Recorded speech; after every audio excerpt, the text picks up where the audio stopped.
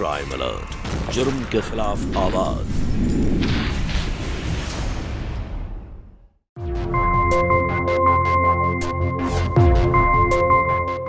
दहेज हमारे समाज का एक कड़वा सच है, जिसके खिलाफ सदियों से लाखों महिलाओं ने आंदोलन किया और आज हमारे कानून में सख्त डाउरी एक्ट की रचना हुई है। पर क्या दहेज प्रथा के खिलाफ इतना सख्त कानून होना जरूरी है?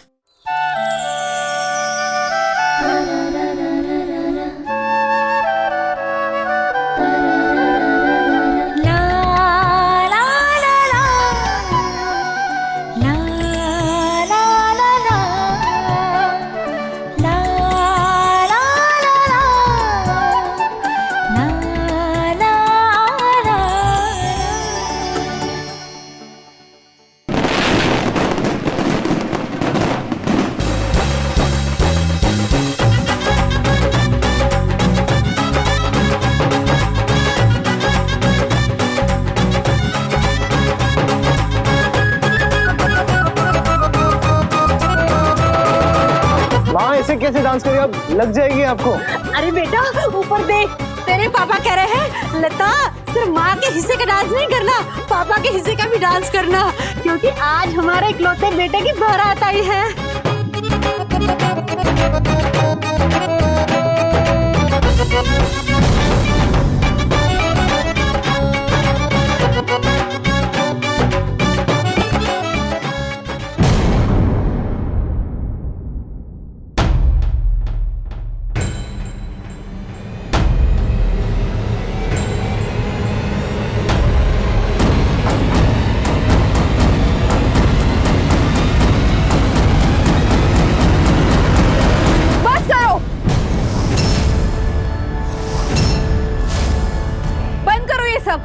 नहीं होगी ये शादी।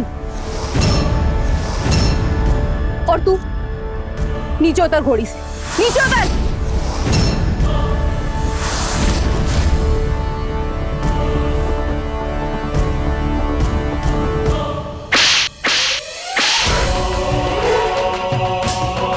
आशा,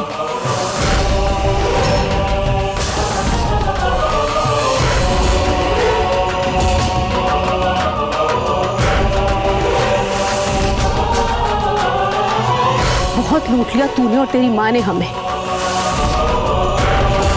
अब सिर्फ मैं बोलूंगी और आप सब सुनोगे। आशा बेटी, बेटी मत कहिए मुझे। बेटी अपने घर का गहना होती, जो अपने माँ बाप का घर छोड़कर शादी करके अपने पति के घर जाती है। पर आप जैसे लोगों के लिए शादी ब्याह तो बस एक बिजनेस ट्रांजैक्शन है। जब से ये शादी तय हुई है तब से आप लोगों ने मेरे पापा से टीवी, फ्रिज, वॉशिंग मशीन, गहने, गोल्डन घड़ी और पता नहीं क्या क्या नहीं लिया।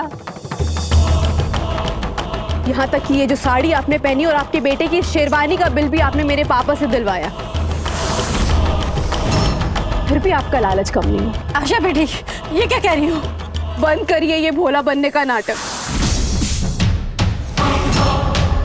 इन लोगों ने मेरे पापा को धमकी दी कि अगर दूल्हे का स्वागत 1 करोड़ दहेज देकर नहीं करेंगे तो ये अर्जुन ये शादी के लिए मंडप में नहीं बैठेगा।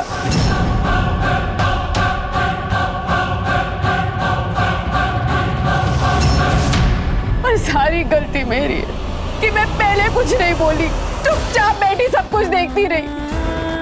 और तुम लोग मुझे क्या ठुकराओगे? मैं तुम्हें ठुकराती हूँ। नहीं करना मुझे ऐसे गिरे हुए आदमी से शादी। और वो परिवार जो शादी के नाम पे अपने बहू का सौदा करता है, मुझे नहीं बनना ऐसे परिवार की बहू। क्यों झूठ बोल रही हो तुम? क्यों हम पे झूठा इल्जाम लगा रही हो? छोड़ो मुझे।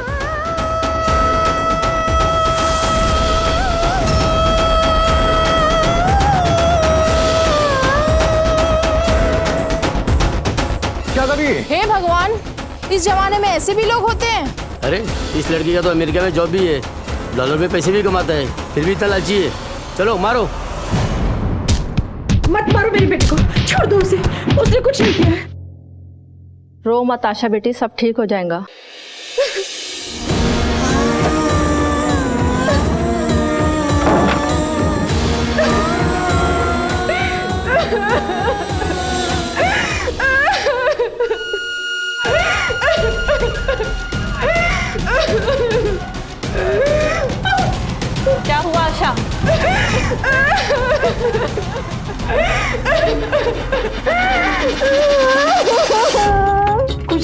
उसे अकेला छोड़ दीजिए, मन हल्का हो जाएगा। वैसे भी आज उसके साथ बहुत बुरा हुआ।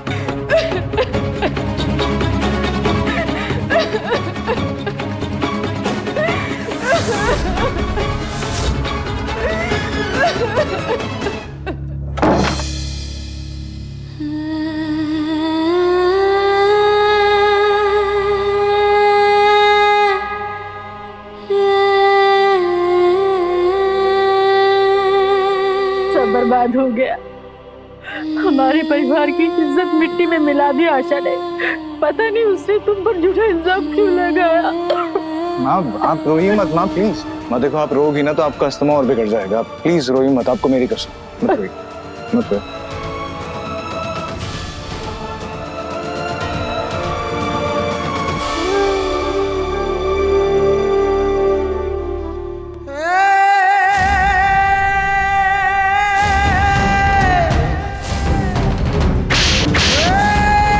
इन लोगों ने मेरे पापा को धमकी दी कि अगर दूल्हे का स्वागत 1 करोड़ दहेज देकर नहीं करेंगे तो ये अर्जुन ये शादी के लिए मंडप में नहीं बैठेगा।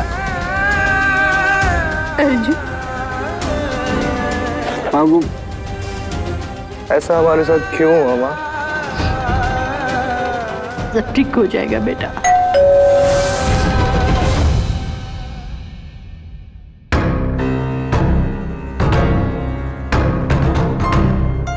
तुम अर्जुन बंसल हो?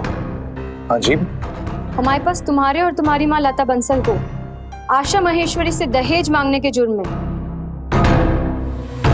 पुलिस स्टेशन ले जाने का वारंट है।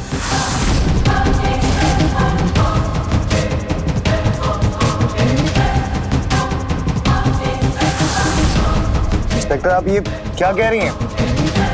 हमने कोई दहेज मांगने की बात नहीं करी उससे, वो बस हमें फंसा रही है, झूठ बोल रही है। और तुम दोनों सच बोल रहे हो। तो बताओ, एक लड़की अपनी शादी के दिन इतना बड़ा झूठ क्यों बोलेगी? इंस्पेक्टर वही तो हमें समझ में नहीं आ रहा। मेरा बेटा सही कह रहा है। तुम जैसे लोगों के लिए तो पुलिस बनी है।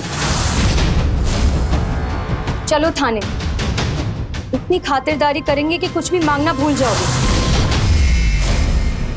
ले चलो इन। इंस्पेक्टर हमने ऐसा कुछ नहीं किया है। अरे मेरा बेटा सच नहीं कह रहा किया है। माँ।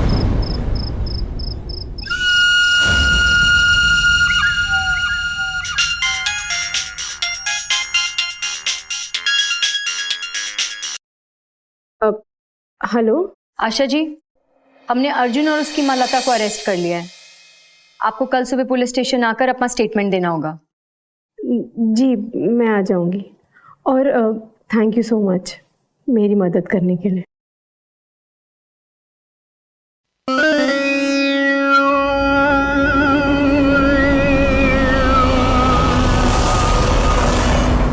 अर्जुन, ये घड़ी अच्छी है ना? अगर तुम्हें इसकी डिजाइन पसंद नहीं आए तो बदलवा भी सकते हैं। वॉच तो बहुत अच्छी है, पर इतना महंगा गिफ्ट मैं कैसे ले सकता हूँ? अरे बेटा, ये मैंने आपके लिए ही लाया है, रखो इसे। समझी जी, आपने तो पहले ही हमें टीवी, फ्रिज, कितने सारे गिफ्ट दिए हैं। हमें तो सिर्फ बेटी चाहिए और कुछ भी नहीं। आशा इस घर की इकलौती बेटी है और इसकी शादी हम बहुत धूमधाम से करना चाहते हैं।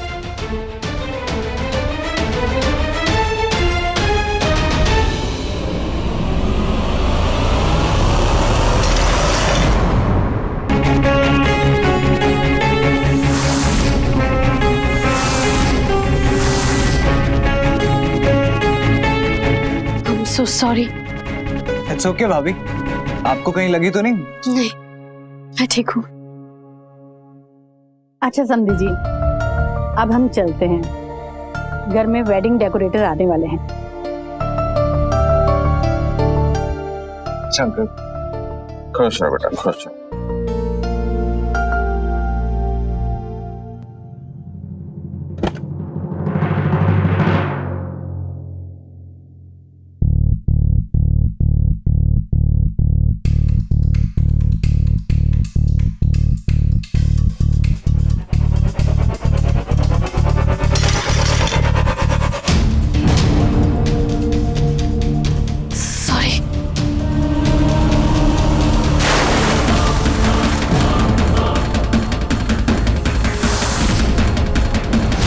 अब आग खुली।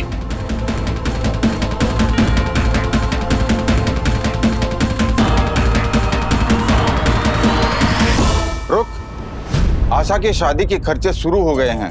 समधन जी के लिए जो टीवी फ्रिज वगैरह वगैरह लिया है उसका बिल तेरे बाप के यहाँ भिजवा दिया है। अपने बाप को बोल पैसे भर दे।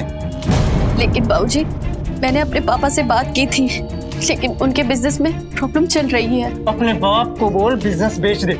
जब भी उस बुढ़े से पैसे मांगते हैं ना, वो ऐसे ही बहाने बनाता है, रो रो कर पैसे देता है। उसे बोल अपनी फैक्ट्री बेच या कुछ भी कर, पर पैसे दे। रिश्तेदारों को नहीं लगना चाहिए कि लड़की वालों की हैसियत कम है।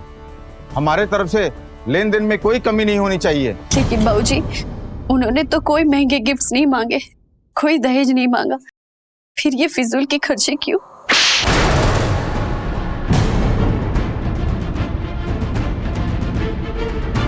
तुझसे सलाह मांगी है या पैसे? जितना बोला जाए उतना कर। ये सुबह से क्या नाटक लगा रखा है आप लोगों ने? आशा की शादी धूमधाम से करेंगे, लेकिन मेरी पसंद और मेरी खुशियों की तो किसी को परवाह ही नहीं है। मैं अर्जुन से नहीं, तनवीर से प्यार करती हूँ और उसी से शादी करना चाहती हूँ। वाह, क्या नसीब है मेरे। बहू कंगाल और बेटी एक गरीब लड़के के प्यार में पागल हो गई है। तनवीर के पास ना कोई नौकरी है, ना ही उसके घर वालों के पास में कोई फैमिली बिजनेस है। पापा, अगर मैं शादी करूंगी तो सिर्फ तनवीर से। That's it.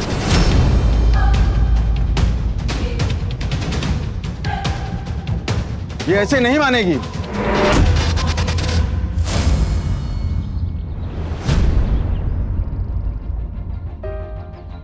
तनवीर, क्या हुआ बेबी? तुम्हें नहीं पता क्या हुआ? मुझे क्या नहीं पता, हुआ क्या? तुम्हारे पापा ने मेरे खिलाफ प्रिंसिपल से कंप्लेंट की है कि मैं तुम्हें छेड़ता हूँ। पापा ना, वो बस चाहते हैं कि हम दोनों एक दूसरे से दूर हो जाए, इसीलिए ये सब कुछ कर रहे हैं। अगर उन्होंने ये कंप्लेंट वापस नहीं ली ना, तो मुझे कॉलेज से निकाल देंगे। नेक्स्ट वीक मेरे एग्जाम्स है, मुझे प्लेसमेंट तो क्या नौकरी तक नहीं मिलेगी। मैं तुम्हें कुछ नहीं होने दूंगी। अगर मैं उनकी बात मान लूंगी तो वो तुम्हारे अगेंस्ट अपनी कंप्लेंट वापस ले लेंगे। क्या मतलब? तुम उस अर्जुन से शादी करोगी? Of course not, baby. See, कुछ ही दिनों में हमारे फाइनल एग्जाम्स। एक बार एग्जाम्स हो गए, फिर पापा कुछ नहीं कर सकते। और तब तक मुझे सिर्फ उनकी बात मानने का नाटक करना है, और उसके बाद हम दोनों शादी कर लेंगे। Trust me.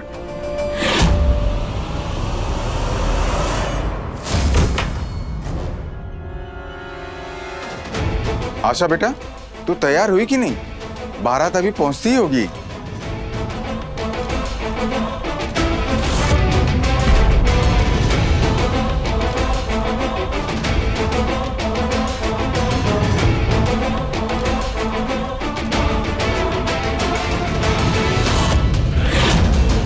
मैंने आपसे कहा था ना पापा कि मैं शादी करूंगी तो सिर्फ तनवीर से। तेरी इतनी हिम्मत, तूने शादी कर ली? और तू? पापा, पापा शांत हो जाएंगे, वरना आप अपना ही तमाशा बनाएंगे। तमाशा तो तूने हम सब का बना दिया है।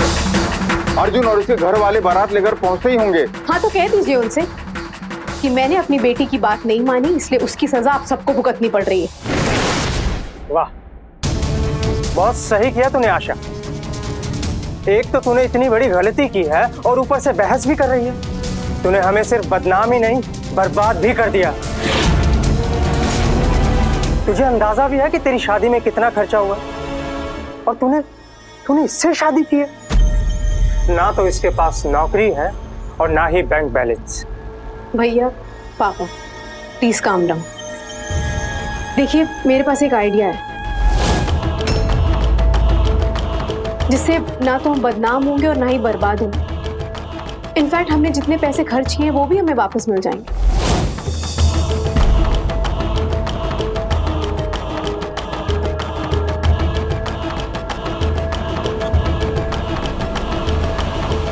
Hello police station. जी, मुझे एक कंप्लेंट लिखवानी है। वो मेरा होने वाला पति, वो हमसे दहेज मांग रहा है।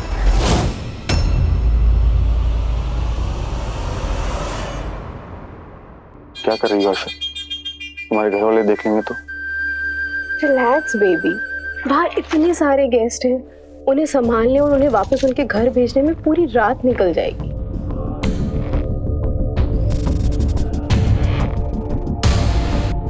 मुझे ठीक नहीं लग रहा। हमारी वजह से अर्जुन और उसकी मॉम प्रॉब्लम में, और हम यहाँ रोमांस कर रहे हैं। तो सुहाग रात के दिन अपनी बीवी से रोमांस करना तुम्हें गलत लग रहा है?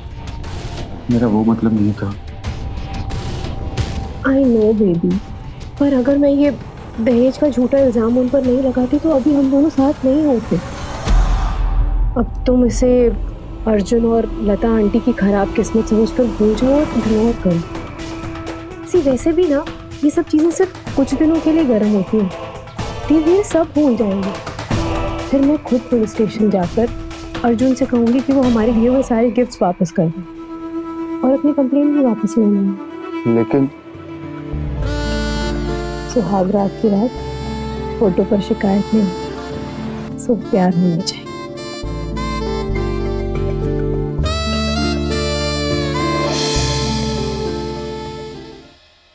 आशा,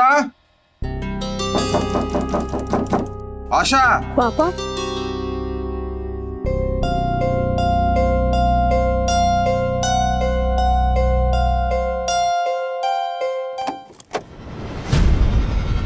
तेरा ये झूठ हम सब पे महंगा पड़ने वाला है। ले ये देख। इन लोगों ने मेरे पापा को धमकी दी कि अगर दूल्हे का स्वागत 1 करोड़ दहेज देकर नहीं करेंगे तो ये अर्जुन ये शादी के लिए मंडप में नहीं बैठेगा। तुम्हारा ये वीडियो हर जगह वायरल हो रहा है, हर जगह दिखा रहे हैं। तो जैसे कि आपने देखा, मेरठ की बहादुर बेटी आशा महेश्वरी ने दहेज देने से मना किया और बदनामी से ना डरते हुए बारात और लालची दूल्हे दोनों को वापस उनके घर भेज दिया। जमाना बदल रहा है। पहले न्यूज आती तो दुल्हन को बेचारी मजबूर कहते थे, और अब न्यूज आती है तो दुल्हन को दहेज के खिलाफ खड़े होने वाली बहादुर कहते हैं। ये न्यूज़ गलत है मैडम, हम पुराने ख्यालात के लोग नहीं हैं। मेरा बेटा बहुत शरीफ है, ये औरतों की बहुत इज्जत करता है। हमें यकीन है मैडम, बहुत इज्जत से दहेज मांगा होगा आप लोगों ने। हमने उनसे दहेज नहीं मांगा, उन्होंने हमें फंसाया है। आप हमें नहीं पकड़ के यहाँ लाइए।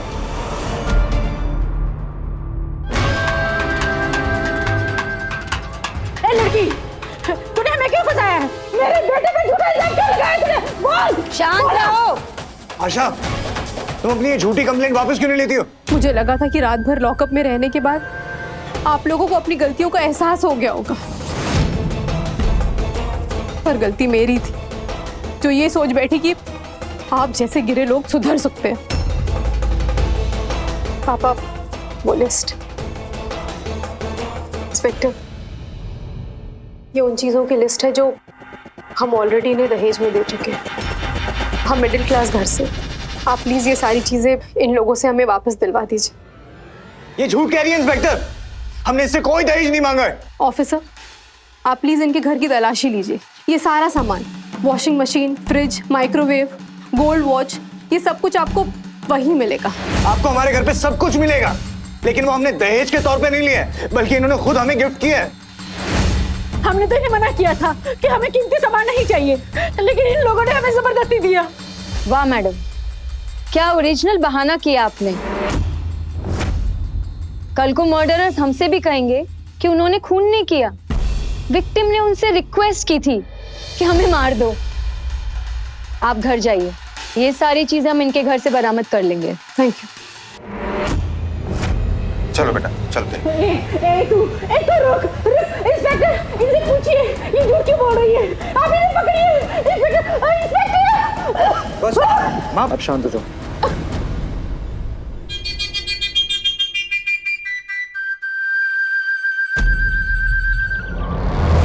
आशा जी, आपके साथ जो दहेज का हादसा हुआ है उसके बारे में हम आपसे कुछ सवाल करना चाहते हैं। हमें बताइए, इतने सालों से चली आ रही दहेज प्रथा के खिलाफ आपको आवाज उठाने की हिम्मत कहाँ से मिली? हिम्मत तो हर औरत के अंदर है, जरूरत है तो बस उस हिम्मत को जगाने की और जुर्म के खिलाफ आवाज उठाने की। मैम, आपकी इस बहादुरी के चर्चे पूरे यूपी में ही नहीं पूरे देश में हो रहा है।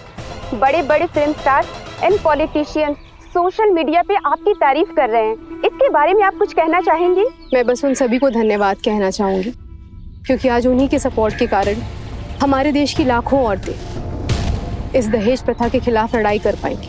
आशा जी, एक सवाल। बस आज के लिए काफी है। चलिए आशा। अच्छा प्लीज एक सवाल बस आज के लिए काफी है, बाद में और जवाब दे देगी।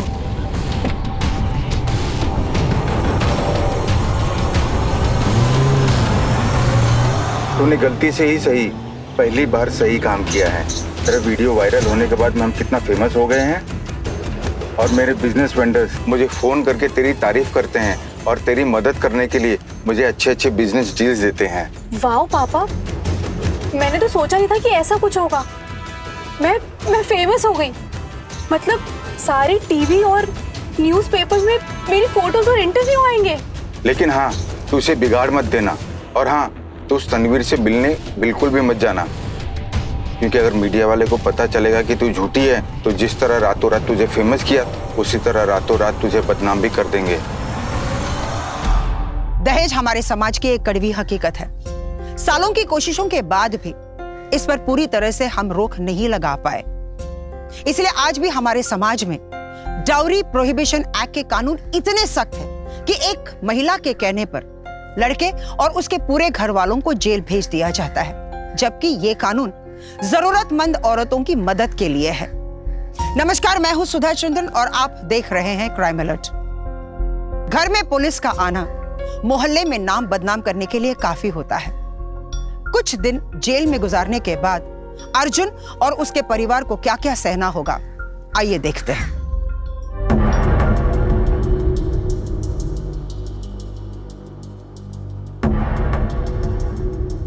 आप दोनों को अभी सिर्फ टेम्पररी बेल मिली है। जब तक ये केस चल रहा है आप दोनों ये शहर छोड़कर नहीं जा सकते। इंस्पेक्टर, मैं अमेरिका में जॉब करता हूँ, अगर मैं फौरन लौटा नहीं तो मेरा वीजा कैंसिल हो जाएगा। ये बात दहेज मांगने से पहले सोचनी चाहिए थी ना। मेरा बेटा निर्दोष है, उस पर झूठा इल्जाम लगाना बंद कीजिए। पुलिस इंस्पेक्टर से इस तरह बदतमीजी करने के जुर्म में मैं आपको अरेस्ट कर सकती हूँ। Sorry inspector. माँ, आप प्लीज शांत हो जाइए। ये पुलिस वाले हैं, मानती हूँ पुलिस का काम होता है सच्चाई पता लगाना, तहकीकात करना। मैं मानती हूँ कि इस देश में औरतों पर बहुत जुल्म होता है, पर मेरा बेटा बहुत शरीफ है। उसने आज तक कभी किसी औरत के सामने ऊंची आवाज में बात भी नहीं की और आज उस पर झूठा इल्जाम लगाया जा रहा है। आप प्लीज शांत हो जाइए और घर जाइए। इस केस की तहकीकात भी होगी और कार्रवाई भी होगी। हमें आप लोग की जब जरूरत पड़ेगी हम आपको बुला लेंगे। जी चलिए माँ।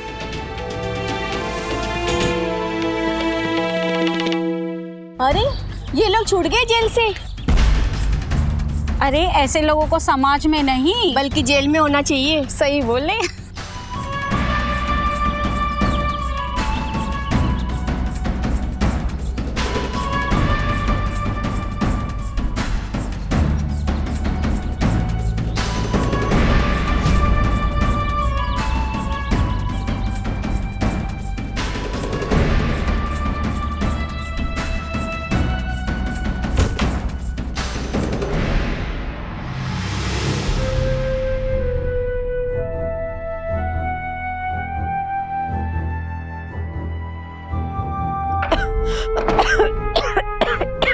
आइए बैठिए, बैठ जाइए।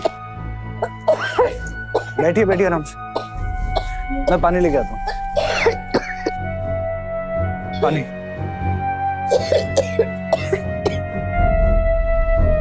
माँ, मैं समझ सकता हूँ वो इतने दिनों से घर बंद है तो धूल मिट्टी की वजह से आपका अस्थमा बढ़ जाएगा, तो मैं पहले साफ सफाई कर देता हूँ। नहीं बेटा, तू भी तो थक गया है। एक काम कर, राधा भाई को फोन करके बुला ले, सफाई करा ले उससे।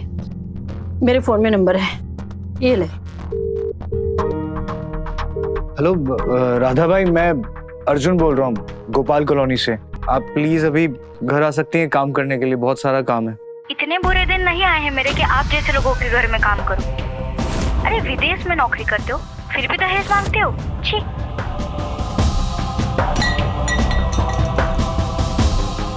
अर्जुन के पापा, ये क्या हो गया? हमारी बरसों की कमाई हुई इज्जत आज मिट्टी में मिल गई।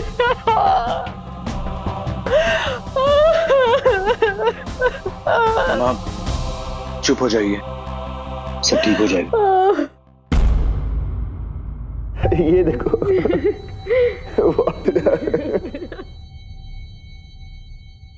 आशा बेटा, ये देखिए क्या आया है तेरे लिए। ये क्या है पापा? बिजनेसमैन उमेश सारंग ने तुझे अपनी फैक्ट्री की ओपनिंग के लिए एज चीफ गेस्ट बुलाया है और तुझसे अपने फैक्ट्री का उद्घाटन भी करवाना चाहते हैं। क्या? उमेश सारंग 100 करोड़ की कंपनी का मालिक है वो, इतना बड़ा आदमी। ओह माय गॉड, तब तो बहुत मजा आएगा। वैसे भी ना मैं ये विमेन एनजीओ के इवेंट्स में जा जाके बोर हो गई हूँ। ना जगह अच्छी होती है, ना खाना अच्छा होता है, लेकिन ये उमेश सारंग, इसके यहाँ जाकर तो बहुत मजा आएगा। आशा, मुझे ऐसा लगता है कि तुम्हें वहां नहीं जाना चाहिए। वहां बहुत भीड़ होगी, मीडिया होगी, और अगर तुम ऐसी हर जगह जाती रही तो लाइमलाइट से कभी बाहर नहीं आ पाओगी। लाइमलाइट से निकलना ही क्यों है? हाँ, आशा की वजह से दुकान में भीड़ डबल हो गई है। जैसे लोग ताजमहल में जाकर तस्वीरें लेते ना, वैसे ही हमारी दुकान पर आके तस्वीरें लेते हैं। और तो और सोशल मीडिया पर भी डालते हैं।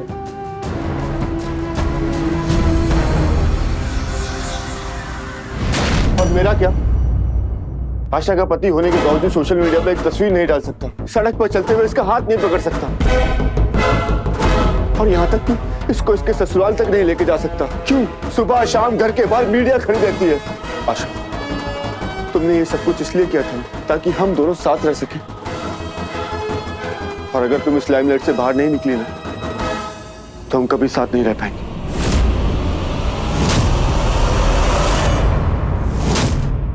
तनवीर, शादी के दिन से तुम इस घर में घर जमाई बनकर रह रहे हो, और कितना साथ रहना है तुम्हें? पहली बार मेरे घर वालों को मेरी वजह से इतना फायदा हो रहा है तो होने दो ना।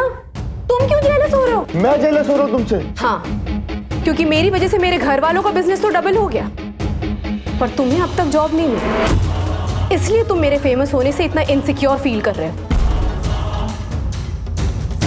मैं इनसिक्योर नहीं हो रहा हूँ आशा, मैं तुम्हारे साथ रहना चाहता हूँ,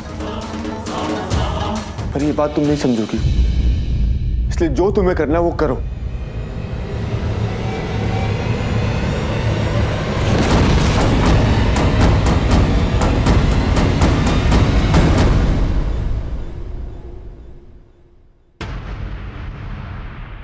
पुलिस स्टेशन से फोन आया था। वो अर्जुन जी को जो महंगे गिफ्ट्स दिए थे वो पुलिस वालों ने बरामद कर लिए हैं, तो हमें लेने के लिए बुलाया है। अच्छा है ना, घर की आमदनी डबल और पहले के खर्च के पैसे भी वापस आ गए। तो अब तो आप अपनी कंप्लेंट वापस ले लोगे ना? वो अर्जुन जी और उनके घर वालों के बारे में टीवी वाले न जाने कैसी बातें कर रहे हैं। तुझे बहुत फिक्र हो रही है अर्जुन की? इतनी फिक्र है तो उसके घर जाके रह ना।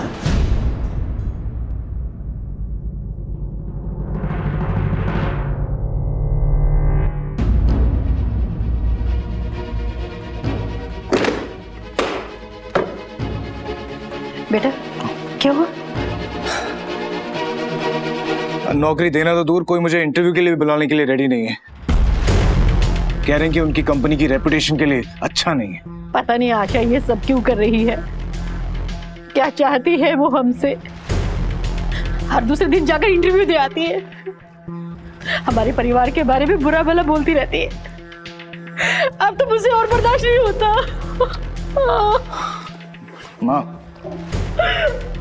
माँ सब ठीक हो जाएगा। आपने हमारे रिश्तेदारों को फोन किया?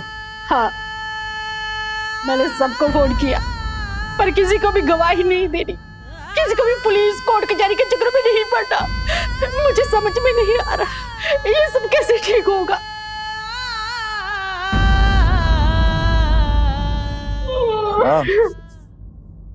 अब प्लीज रो मत, सब ठीक हो जाएगा। सब ठीक हो।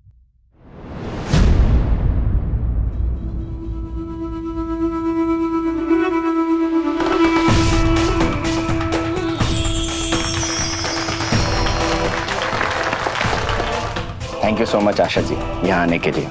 अरे नहीं, थैंक यू मुझे इनवाइट करने के लिए। आप इतने बड़े बिजनेसमैन हैं, आपकी फैक्ट्री के इनॉग्रेशन के लिए बड़े बड़े पॉलिटिशियंस और हीरो हीरोइन आते हैं, लेकिन आपने मुझे इनवाइट किया। अरे आशा जी, आप किसी हीरोइन से कम थोड़ी हैं। आप तो रियल लाइफ की हीरो हैं। आशा जी, जब से मैंने पहली बार आपका इंटरव्यू देखा था ना, तभी से मैं आपका फैन हो गया। आप खूबसूरत ही नहीं बल्कि सेल्फलेस और निडर भी हैं। आसान नहीं होता सबके सामने अपनी मुश्किलें बताना। I really respect you. Thank you so much. अच्छा, अब मुझे चलना चाहिए। But keep in touch. आपसे दोस्ती करके मुझे बहुत अच्छा लगेगा। जी। ड्राइवर से कहो इनको घर ड्रॉप कर दे। अरे नहीं, उसकी कोई जरूरत नहीं है, मैं खुद चली जाऊंगी। अरे आशा जी, आपकी खिदमत करना हमारी खुशनसीबी होगी। प्लीज।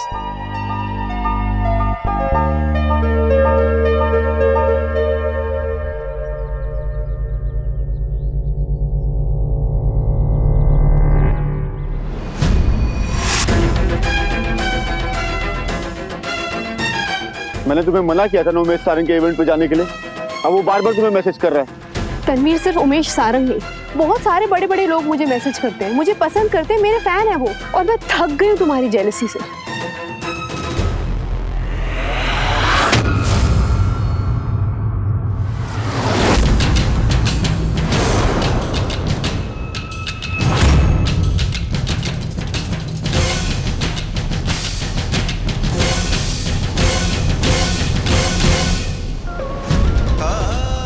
आशा, आशा, मुझे नहीं पता कि तुमने मुझ पे झूठा इल्जाम क्यों लगाया। मैं नहीं जानता कि तुम ऐसा क्यों कर रही हो, क्यों मेरी लाइफ बर्बाद करने पे तुली हुई है तुम। लेकिन आशा प्लीज, ये केस तुम अब वापस ले लो ना, प्लीज। आशा प्लीज ये सब बंद कर दो ना, मैं और मेरी माँ और बर्दाश्त नहीं कर पा रहे हैं। अर्जुन प्लीज खड़े जाओ, यहाँ तमाशा मत करो और आओ मेरे साथ प्लीज।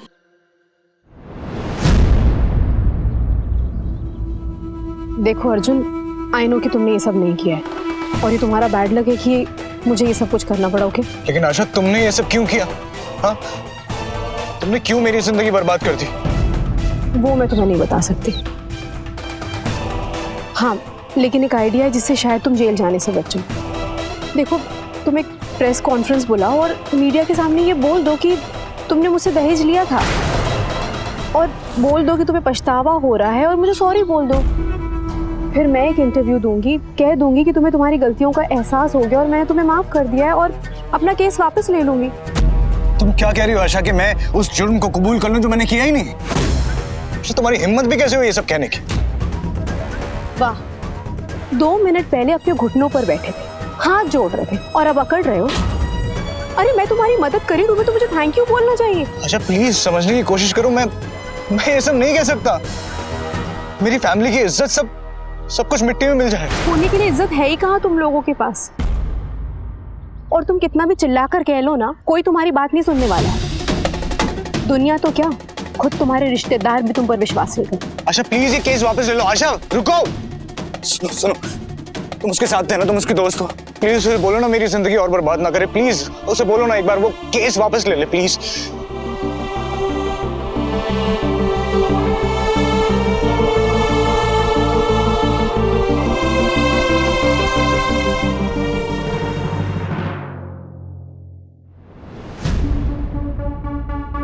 आशा, आशा, तुम इतनी इंसेंसिटिव कैसे हो सकती हो? इस तरीके से उससे बात करके तुम्हें शर्म आनी चाहिए। अर्जुन हमारे वजह से इतनी प्रॉब्लम में है। हाँ तो तुम्हें क्यों इतनी फिक्र हो रही है उसकी? तुम उसके दोस्त हो या मेरे पति हो? जब से शादी की किसी ना किसी बात पे झगड़ते रहते हो। एक तो तुम्हारे पास जॉब नहीं है, मेरी फेम और मेरी कमाई पे पल रहे हो, और उसके बाद मुझे ही सुनाते रहते हो। आशा, फेम तुम्हारे दिमाग में चढ़ गया है। अर्जुन को दिए सारे गिफ्ट वापस आ चुके हैं, यहाँ तक कि ज्वेलरी भी। फिर भी ये केस बंद करने के बजाय तुम मेरे साथ रहने की जगह तुम इंटरव्यूज पे इंटरव्यू दे जा रही हो। बस खबरदार, जो मेरी बेटी से इस तरह से बात की तो अगर आशा की फेमस होने से तुझे इतनी तकलीफ है तो चला जाए यहाँ से। सही कहा आशा, तुम्हें ऐसे आदमी के साथ अपनी जिंदगी बिताने की कोई जरूरत नहीं है जो दिन रात तुमसे जलता हो।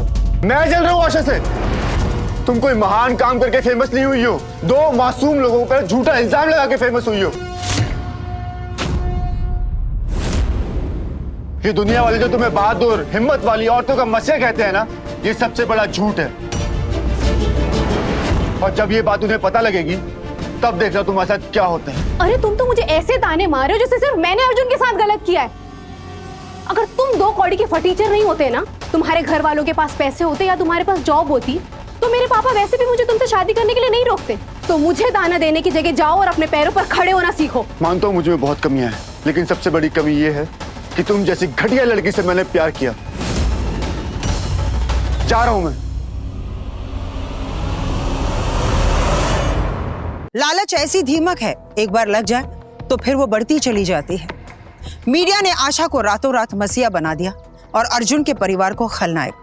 आशा का परिवार उसे सही राह दिखाने के बजाय उसकी वाहवाही का फायदा उठाने लगे। तनवीर आशा की तरह शातिर नहीं था और जो कुछ भी हो रहा था उसके लिए उसे अफसोस भी था। लेकिन बुराई का साथ देने का मतलब है अपने पैरों पर कुल्हाड़ी मारना। अब देखना यह है कि क्या आशा के जुर्मों का खुलासा होगा या नहीं। हिम्मत तो हर औरत के अंदर है, जरूरत है तो बस उस हिम्मत को जगाने की, जुर्म के खिलाफ आवाज उठाने की।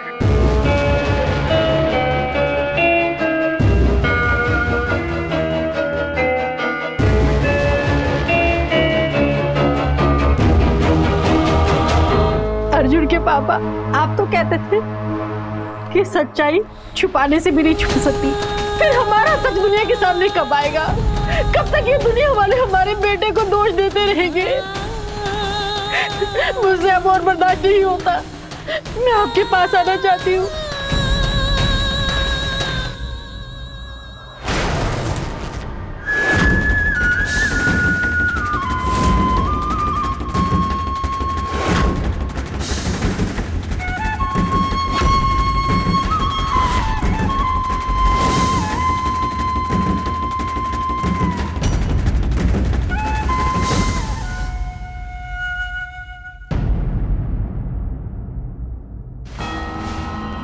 आप ये क्या करने जा रही थी?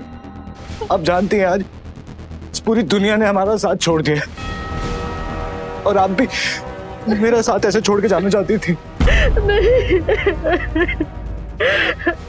लेकिन अब मैं ऐसी जिंदगी और नहीं जी सकती।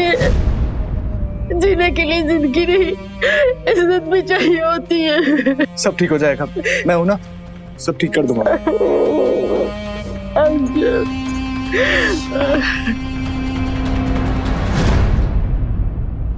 हेलो अजीब, मैं आपसे मिलना चाहता हूँ। सर, मैं आशा महेश्वरी पर मेंटल हरासमेंट का केस करना चाहता हूँ। व्हाट? मिस्टर अर्जुन बंसल, इस पूरे शहर में कोई भी लॉयर आपको आशा के खिलाफ डिफेंड करने तक की नहीं सोच सकता, और एक आप है कि उनके खिलाफ मेंटल हरासमेंट के केस करने की सोच रहे हैं। क्योंकि यही सच है, यही सच है कि मैंने आशा की फैमिली से कोई दहेज की डिमांड नहीं की थी। सर, टीवी फ्रिज तो क्या, मैंने उससे छोटी सी पेंसिल की डिमांड नहीं की है, लेकिन उसकी वजह से मुझे कितना कुछ झेलना पड़ रहा है, हमारी पूरी फैमिली को कितना कुछ झेलना पड़ रहा है। मेरी जॉब चली गई है, मुझे दूसरी जॉब भी नहीं मिल रही। हमारे पड़ोसी, हमारे रिश्तेदार, सबने हमसे रिश्ता तोड़ लिया। सर मिस्टर बंसल, मैं आपकी परेशानी समझ सकता हूँ, लेकिन इंपॉर्टेंट ये नहीं है कि आपने दहेज मांगा या नहीं, बल्कि इंपॉर्टेंट ये है कि आप साबित क्या कर सकते हैं। डाउरी एक्ट में लड़के को सजा देने के लिए लड़की का सिर्फ स्टेटमेंट ही काफी है, लेकिन लड़के को अपनी बेगुनाही साबित करने के लिए सबूत देने होते हैं। तो आपके पास इस बात का क्या सबूत है कि आपने दहेज नहीं मांगा? तो लेकिन ऐसी चीजों का कोई सबूत थोड़ी होता है। Exactly mister Bansal, this is my point. आप अपनी बेगुनाही कभी भी साबित नहीं कर सकोगे। मेरी बात मानो तो ये केस लड़ने की जगह आशा जी को जाकर समझाओ, उनसे जाकर कोई समझौता करो जिससे वो ये केस वापस ले ले।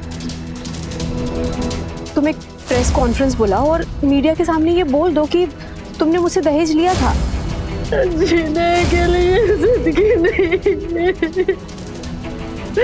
इज्जत भी चाहिए होती है। नहीं सर, मैं गलत नहीं हूं इसलिए मैं झुकूंगा नहीं।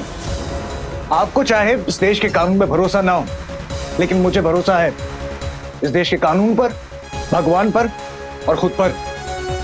और आप देखना सर, सच की ही जीत होगी।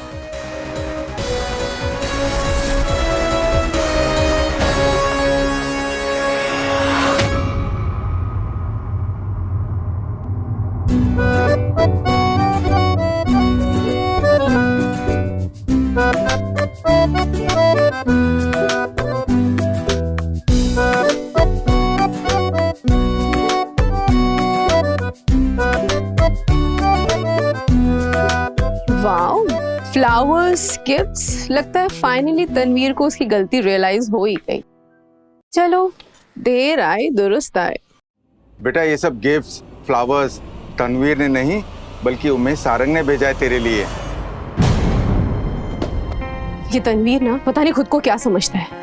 इतने दिन हो गए यहाँ से गए और अब तक एक फोन भी नहीं किया है। भूल जा इसे और जो सामने है उस पर ध्यान दे। उमेश सारंग बहुत बड़ा बिजनेसमैन है, उससे शादी करके तेरी लाइफ सेट हो जाएगी। नाम, पैसा, फेम, इज्जत, शोहरत सब तेरे कदमों में होगा। Breaking news, anti dowry activist Asha Maheshwari का रिश्ता शहर के जाने माने बिजनेसमैन उमेश सारंग के साथ तय हुआ है और 1 महीने बाद ये दोनों जाने माने हस्तियां शादी करने वाले हैं और इन्होंने धूमधाम से शादी करने की बजाय सिंपल कोर्ट मैरिज करने का फैसला लिया है और शादी के लिए जमा किया गया पैसा दहेज पीड़ित औरतों को देने का फैसला किया है।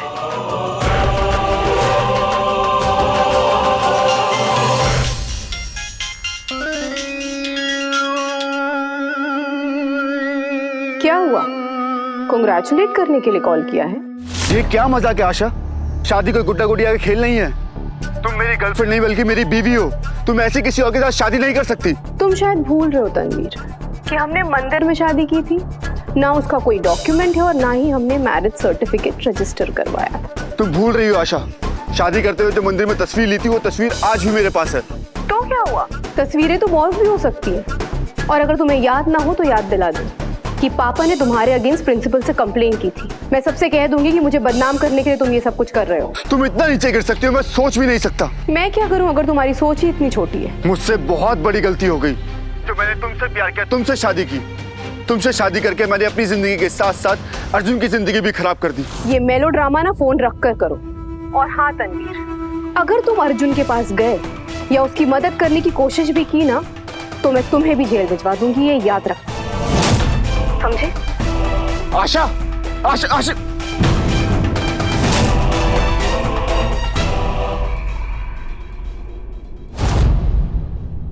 ये लीजिए आपके मैरिज पेपर्स, आपको यहाँ साइन करनी है और विटनेस को यहाँ साइन करनी है। रुकिए,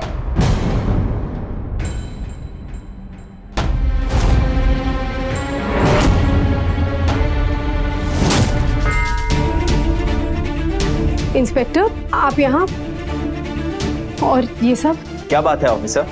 मेरे पास आशा महेश्वरी और उसके फैमिली के खिलाफ अरेस्ट का ऑर्डर है।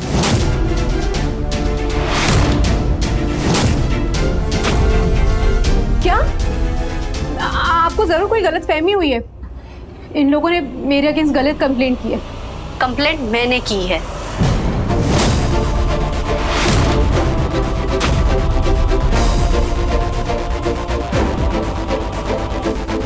हाँ, ये कंप्लेंट नंदिनी ने की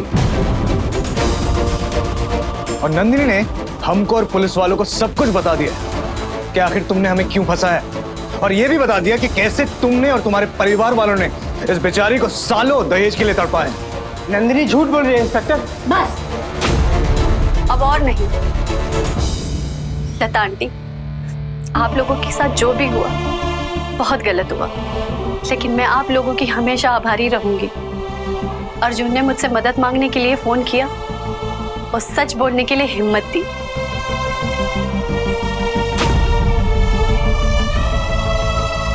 इंस्पेक्टर, आशा, मेरा पति विजय और मेरे ससुर जी, ये लोग इतने गिरे हुए हैं कि आप सोच भी नहीं सकती।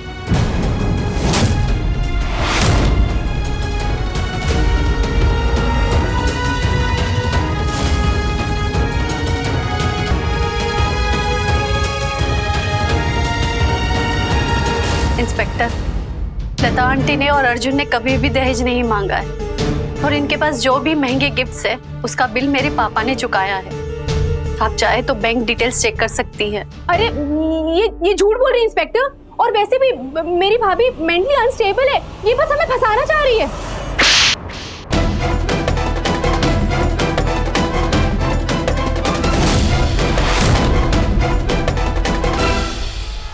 इस दुनिया में एक औरत को सम्मान पाने के लिए, बराबरी पाने के लिए कई लड़ाइयां लड़नी पड़ती है, पर उसकी सबसे मुश्किल लड़ाई हो जाती है तुम जैसी औरत से लड़ना। जो उस कानून का गलत इस्तेमाल करती हैं जो हमारी सुरक्षा के लिए बनाए गए हैं। आशा, मैंने तुम्हें कहा था ना कि लाइमलाइट तुम्हें एक दिन ले डूबेगी। हवलदार, अरेस्ट करो इन्हें। अरे छोड़ो मुझे, ये सब झूठ बोल रहे हैं।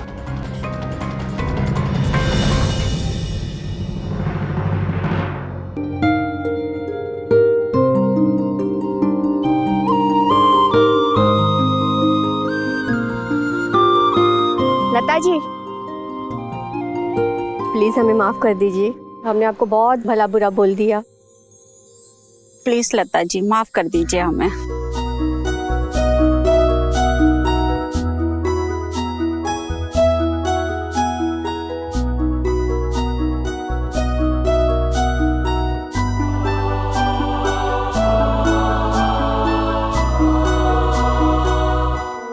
दहेज हमारे समाज का एक कड़वा सच है, जिसके खिलाफ सदियों से लाखों महिलाओं ने आंदोलन किया और आज हमारे कानून में सख्त डाउरी एक्ट की रचना हुई है। लेकिन जब आशा जैसी औरतें ऐसे कानून का गलत इस्तेमाल करते हैं, तब हमारे मन में एक सवाल उठता है, दहेज प्रथा के खिलाफ क्या इतने सख्त कानून होना जरूरी है?